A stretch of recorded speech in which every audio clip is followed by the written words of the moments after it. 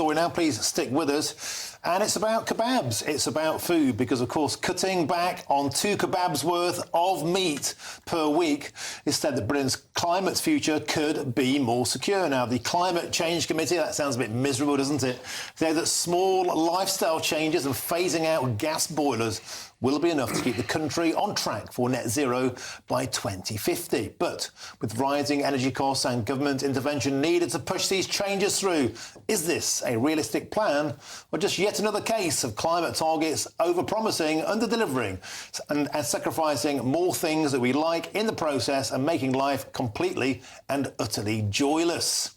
Well, I'm joined in the studio now by the CEO and the founder of Climate Explorers, Isaac Kenyon. And, of course, I'll get the reaction from my panel after them. Isaac, let's turn to you first. This all sounds like a dystopian future where we have to cycle around in our Bromptons, we can't drive anywhere, we get fined if we use a car, we have to become vegans, we all basically become Jeremy Corbyn. Who wants to be a nation of Jeremy Corbyns? I do think that there is extremities in how this has been approached with, you can't eat kebabs anymore. The Climate Change Committee isn't talking about banning meat.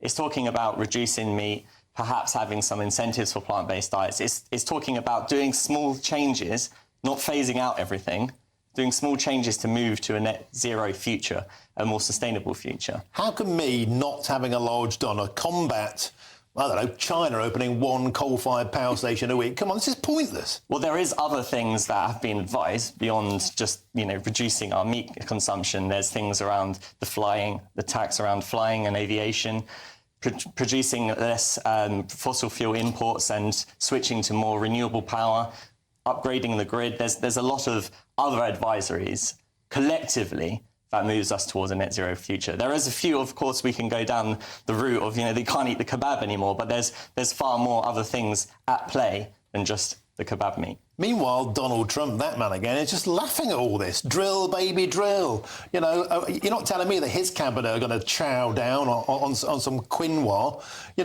This is a red meat country leading the way, and if we had half a brain about us, we'd be drilling ourselves. I come from an energy industry background. I work for a data intelligence company, Mapstand, as well. And what we are seeing is that what's happening in America is actually quite short-term thinking. It's not long-term thinking.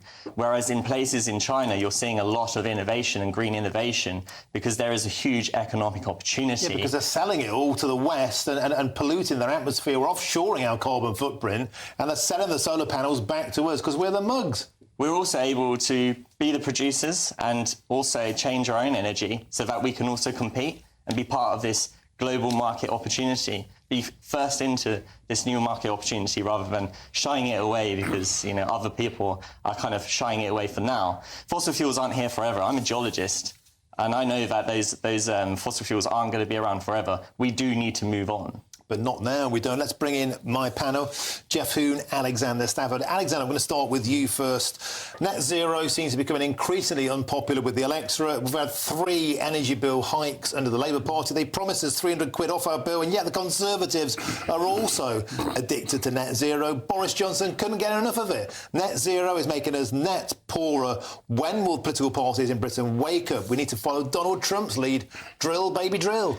Well, I think one of the sad things about today's report is the CCC seems to be picking and choosing winners and losers. They're saying you should cut down how many kebabs you eat, but at the same time, new technologies like hydrogen for home heating or hydrogen for passenger vehicles is irrelevant to them. So they are actually choosing the future we're going to have. What I want to see when we go low carbon is that we, as the consumers, can choose how much we eat, what sort of food we eat, what sort of car we drive. We want the choice. And it seems like they're pushing us away from choice, and that is bad for everyone. The Conservatives brought in banning petrol and diesel cars by 2030. You signed up to the Paris climate. You're just as guilty as the Labour Party.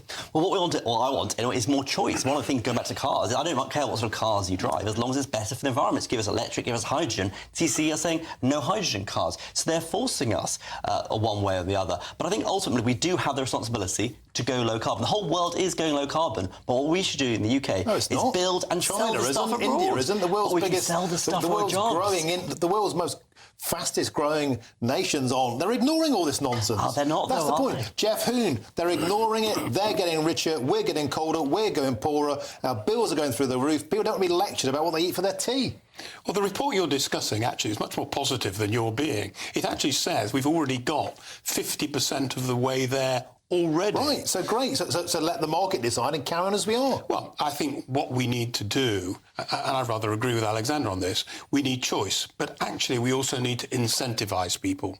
I think the key to getting people to change the way they live is by giving people incentives, by giving people a reason for making these decisions. Because ultimately, achieving net zero by 2050 is about all of us, millions of people taking individual decisions about how they lead their lives. But what if people don't want to? And what about actually, if a political party actually stood up and said, let's do away with all this and let the market decide? That isn't coming anytime soon, perhaps to Britain, but it's already arrived in America and they voted it in their millions. Gentlemen, thank you very, very much. Isaac, Kenyon, and of course to my panel, Geoff Hoon and Alexander Stafford. More after the break coming next.